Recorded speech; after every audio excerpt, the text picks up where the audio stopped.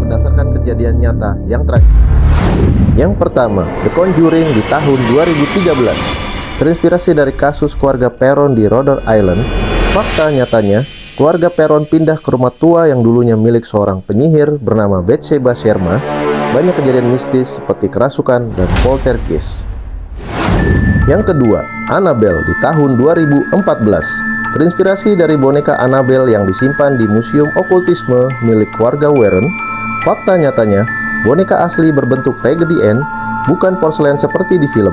Konon boneka itu bisa berpindah tempat sendiri dan mengancam pengunjung yang meremehkannya. Sekarang dikurung dalam kotak kaca khusus bertuliskan "Warning, positively do not open". Yang ketiga, The Exorcism of Emily Rose di tahun 2005. Terinspirasi dari kasus Annelies Michel, gadis Jerman yang diyakini kerasukan setan. Fakta nyatanya, Annelies mengalami kejang, berbicara dalam bahasa asing, menolak makanan, dan mengalami luka-luka parah akibat ritual pengusiran setan. Orang tuanya dan 2 pendeta dituntut karena dianggap menyebabkan kematiannya. Yang keempat, The Texas Chainsaw Massacre di tahun 1974. Terinspirasi dari kasus Ed Gein, pembunuh dan penggali kubur dari Wisconsin.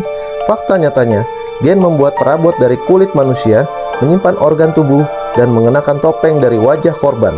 Karakter Leatherface terinspirasi dari kebiasaan Ed memakai topeng kulit manusia. Yang kelima, The Amityville Horror 1979. Terinspirasi dari kejadian nyata di rumah Amityville, New York. Fakta nyatanya, pada 1974, Ronald DeFeo membunuh seluruh keluarganya di rumah itu. Setahun kemudian, keluarga Lutz pindah ke rumah itu dan mengalami kejadian supranatural selama 28 hari. Ed dan Lorraine Warren juga menyelidiki kasus ini. Yang keenam, Veronica di tahun 2017. Terinspirasi dari kasus Expediente Vallecas di Spanyol. Fakta nyatanya, remaja bernama Estefania Gutierrez Rarzo meninggal secara misterius setelah bermain papan Ouija di sekolah. Polisi mencatat aktivitas aneh di rumah keluarganya. Ini salah satunya laporan kerasukan yang resmi dicatat oleh polisi Spanyol. Yang ketujuh, Deliver Us from Evil di tahun 2014.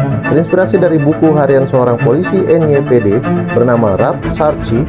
Fakta nyatanya, Sarchi mengaku mengalami banyak kasus kerasukan saat masih bertugas dan akhirnya bekerja sama dengan pastor untuk melakukan eksorsisme. Film ini menggabungkan beberapa kejadian nyata yang pernah ditulis dalam bukunya.